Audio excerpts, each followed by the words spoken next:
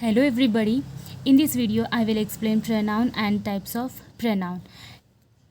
So let's start. A pronoun is word used in place of a noun or a noun phrase.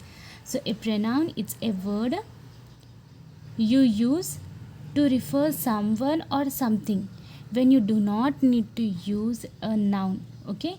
Because the person or the thing has been mentioned earlier. Pronoun, it can be classified into different types based on their functions. So let's see what are they. Personal pronouns, possessive pronouns, reflexive pronouns, emphatic pronouns, demonstrative pronouns, interrogative pronouns. Interrogative pronouns, relative pronouns, indefinite pronouns, distributive pronouns, reciprocal pronouns. Now let's understand each type of pronoun and its function. Personal pronoun, pronouns that are used to substitute proper names. So instead of a name, substitute we use I, we, you, he, she, it, yes. These are the substitutes which are used instead of a proper name. So these are known as personal pronouns. So first person, he refers to a speaker, that is I, we, and the second person refers to the person or the person spoken to. Example, you. Third person refers to the person or thing spoken about. Example, he, she, it, they.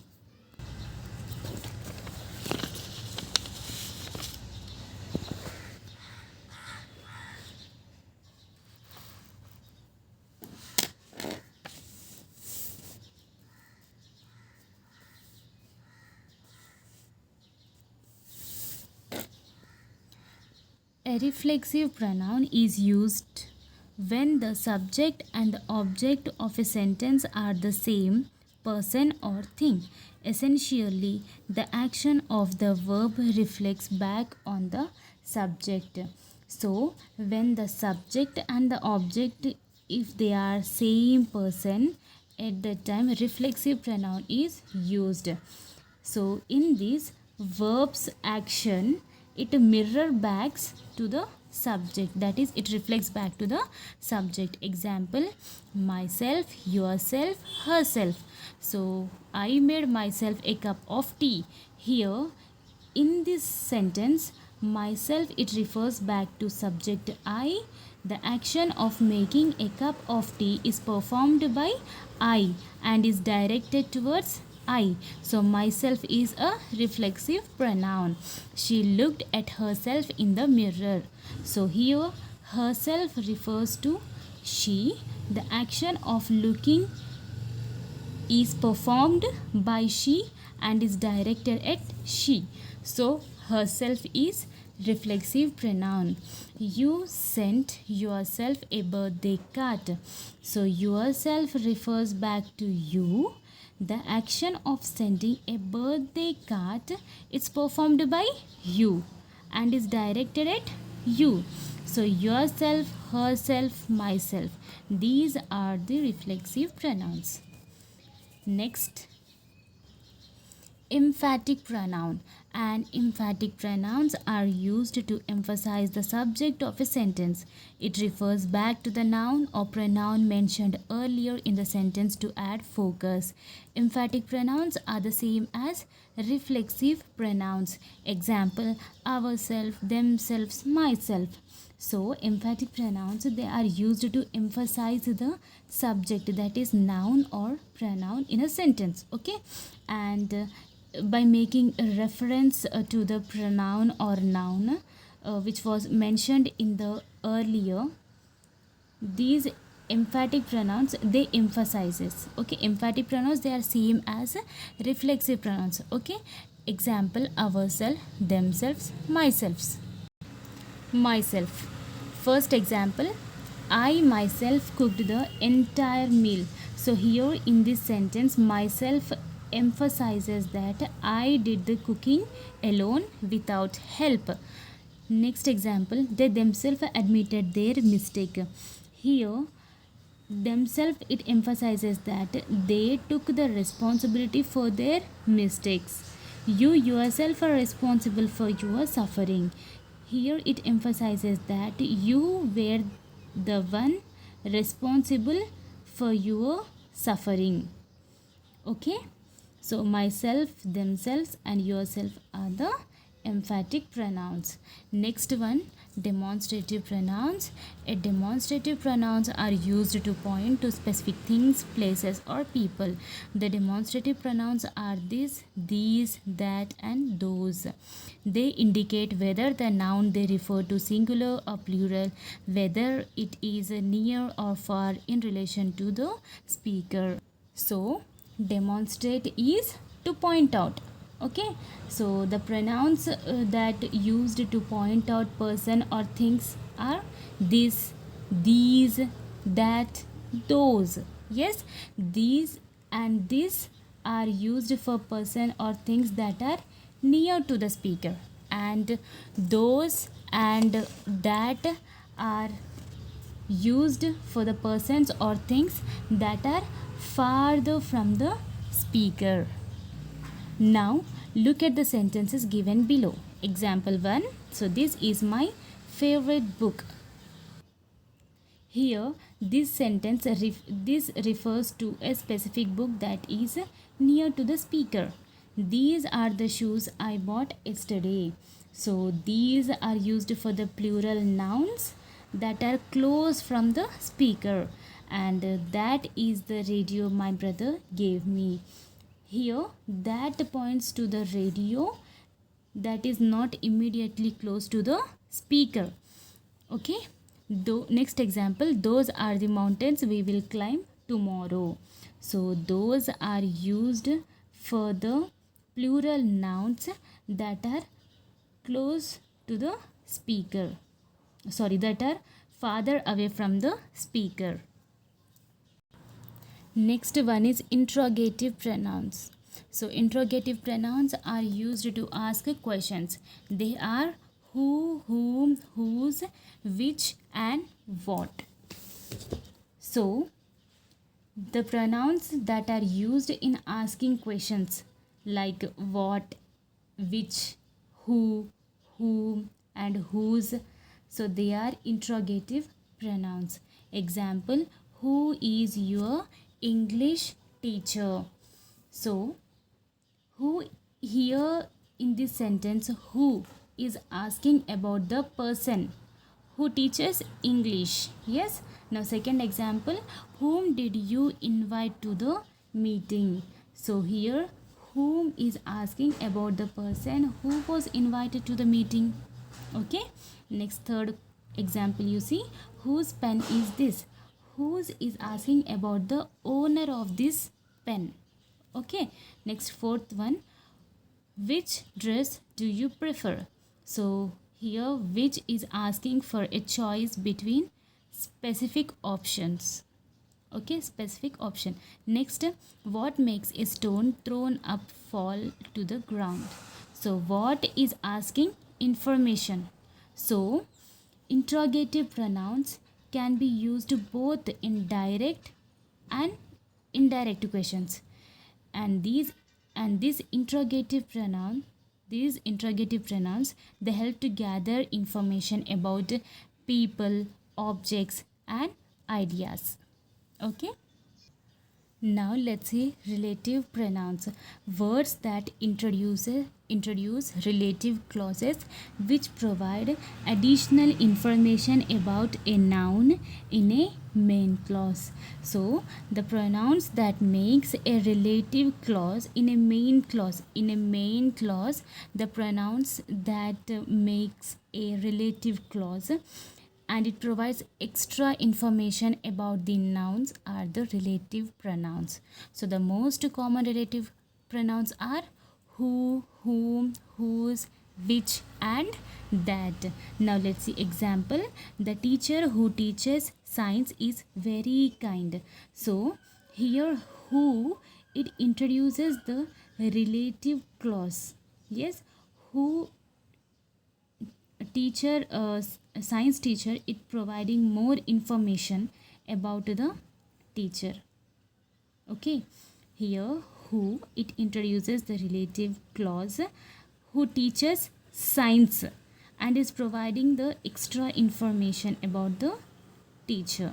Okay, next example, the candidate whom they chose for the post has not joined duty yet. Here whom, it introduces the relative clause, whom they chose, it's giving more information about the candidate. Okay, next one, the house whose roof was damaged has been repaired. So whose introduces the relative pronoun whose roof was damaged, adding extra information about the house. Next example, you see, the book which I borrowed from you is lost. So which introduces the relative clause, which I borrowed. So it's providing more information about the book, that it is lost. Okay, so this is the kind of music that I love. So here that introduces the relative clause, that I love, essential information about the music. Okay, next, relative pronouns, they are relative pronouns and interrogative pronouns are identical, but their functions are different. So relative pronoun and interrogative pronoun are same, but their functions are different. Relative pronouns, they are important for linking clauses together and providing extra details about the noun they refer to, and they also help to create complex information sentences with a greater precision and clarity in communication. Okay, so relative pronouns, they join clauses, and interrogative pronouns ask questions. Indefinite pronouns, so pronouns refer to people, things, or amounts without specifying extra who or what they are, unlike definite pronouns like he, she, it, which refers to specific people or things. Indefinite pronouns are more general. So definite pronouns, they refer to specific people or thing, but indefinite pronouns, they are more general and they are frequently used when correct information or details of the noun is not known. Now let's see example 1, everyone is invited to the party. So here everyone refers to all, so it's used in general. Yes, next example, someone came to see you this morning. Here someone refers to an unspecified person, you don't know that person, someone. Okay, next one, none of the boys knew the answer to the question. So none refers to the not a single boy knows the answer. There is nothing in the fridge. Nothing refers to a not a single thing in the fridge. And next example, few students understood the lecture. So few refers to small number. So everyone, someone, none, nothing, few. So these are all indefinite pronouns. Okay, next, indefinite pronouns that can be classified as universal pronouns like each, every, all. Assertive pronouns, 5 subclasses. Assertive pronouns are categorized into 5 subclasses: much, many, more, most, little, less, least, few, fewer, fewest, several, enough, one, and someone, somebody, something. And in non-assertive pronouns, anyone, anybody, anything, either. And negative pronouns, no, no one, nobody, none, nothing, neither. Okay, So these indefinite pronouns are classified into universal pronouns, assertive pronouns, non-assertive pronouns, and negative pronouns. So these all comes under indefinite pronouns. Okay. Next, reciprocal pronouns. Reciprocal pronouns are used when two or more people, groups, or things are performing an action mutually or reciprocally. So, when two or more people doing the action in the same way and helping each other is a reciprocal pronoun. So now let's see example. The two friends gave each other gifts. So here friend A gave a gift to friend B, and friend B gave a gift to friend A. So that one is a mutual action. So each other, giving each other gifts is mutual action. So each other is a reciprocal pronoun. The student in the class discuss their ideas with one another. So here the discussion involves multiple students. They are sharing ideas mutually. Yes, sharing ideas mutually. So one another is reciprocal pronoun. Okay. Next one is distributive pronoun. So pronouns refer to individuals in a group separately rather than collectively. They emphasizes that the members of a group are considered one at a time. Pronouns like each, either, neither, so they are used to refer to individuals within a group separately, and they are emphasizing their individual qualities or choices. So they are distributive pronouns. Okay. Here example, each of the students has a unique skill. Here, each indicates that every student has their own individual skill. Okay. Next example, either of the dresses will look good on you. Here, either indicates that you can choose one of the two dresses. Yes, and it's good on you. And next example, neither of the answers is correct. So here neither is used in this sentence. So neither and both option are incorrect. Okay. So neither of the answers is incorrect is given both the options are incorrect. So distributive pronouns in a group, they emphasizes the individual qualities and choices. Hope you all understood. If you like my video, please like and share my video and subscribe my channel. Thank you for watching.